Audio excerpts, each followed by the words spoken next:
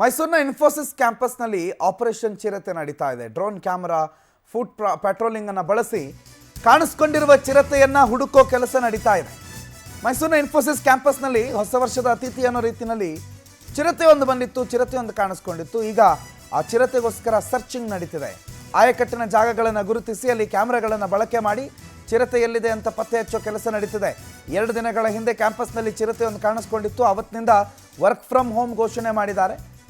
ಯಾರು ಸಿಬ್ಬಂದಿ ಕೆಲಸಕ್ಕೆ ಬರೋದು ಬೇಡ, ಅಂದರೆ ಆಫೀಸಿಗೆ ಬರೋದು ಬೇಡ, ವರ್ಕ್ ಫ್ರಮ್ ಹೋಮ್ ಮಾಡಿ ಅಂತ ಸೂಚನೆ ಕೊಟ್ಟಿದ್ದಾರೆ. ಆ ನಡುವೆ ಚಿರತೆಯಲ್ಲಿದೆ, ಚಿರತೆಯ ಪತ್ತೆ ಹಚ್ಚೋ ಕೆಲಸ ಕೂಡ ನಡೀತಿದೆ.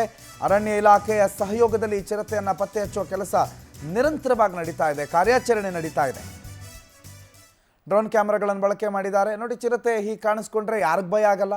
ಕ್ಯಾಂಪಸ್ಸಲ್ಲಿ ಒಂದು ಚಿರತೆ ಇದೆ ಅಂತ ಅಂದಿದ ತಕ್ಷಣ ಆ ಚಿರತೆ ಇದೆ ಅನ್ನೋ ಭಯ ಒಂದು ಕಡೆ, ಅದು ಯಾವಾಗ ಹೋಗುತ್ತೆ ಅನ್ನೋದು, ಯಾವಾಗ ಎಲ್ಲಿದೆ, ಬಂತಾ, ಕಾಡ್ಗೋಯ್ತಾ, ಇವೆಲ್ಲದ್ರ ಬಗ್ಗೆ ಒಂದು ಕ್ಲಾರಿಟಿ ಅಥವಾ ಜನರಿಗೆ ಒಂದು ಅಲ್ಲಿ ಕೆಲಸ ಮಾಡುವಂಥ ಎಂಪ್ಲಾಯಿಗಳಿಗೆ ಒಂದು ಮಾನಸಿಕ ನೆಮ್ಮದಿ ಬೇಕಲ್ಲ. ಹೋಗಿದೆ ಚಿರತೆ, ನಾವು ಆರಾಮಾಗಿ ಹೊರಗಡೆ ಓಡಾಡ್ಬೋದು.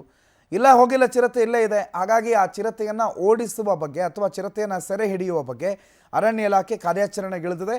ಮತ್ತು ಚಿರತೆ ಅಲ್ಲೇ ಹತ್ತಿರದಲ್ಲೇನಾದರೂ ಇದೆಯಾ, ಶೀಘ್ರದಲ್ಲಿ ಮತ್ತೆ ಕ್ಯಾಂಪಸ್ ಒಳಗಡೆ ಕಾಣಿಸ್ಕೊಳ್ಳೋ ಸಾಧ್ಯತೆ ಇದೆಯಾ, ಮತ್ತು ಕ್ಯಾಂಪಸ್ನಲ್ಲಿ ಓಡಾಡೋರಿಗೆ ಚಿರತೆಯಿಂದ ಯಾವ ಮಟ್ಟಕ್ಕೆ ತೊಂದರೆ ಉಂಟಾಗೋ ಸಾಧ್ಯತೆಗಳಿದೆ, ಇವೆಲ್ಲದರ ಬಗ್ಗೆ ಅರಣ್ಯ ಇಲಾಖೆ ಅಧಿಕಾರಿಗಳು ಅವಲೋಕನ ಮಾಡ್ತಿದ್ದಾರೆ. ಅದರ ಜೊತೆಗೆ ಅರಣ್ಯ ಇಲಾಖೆ ಅಧಿಕಾರಿಗಳು ಚಿರತೆಯ ಸೆರೆ ಕಾರ್ಯಾಚರಣೆಯನ್ನು ಕೂಡ ನಡೆಸ್ತಿದ್ದಾರೆ.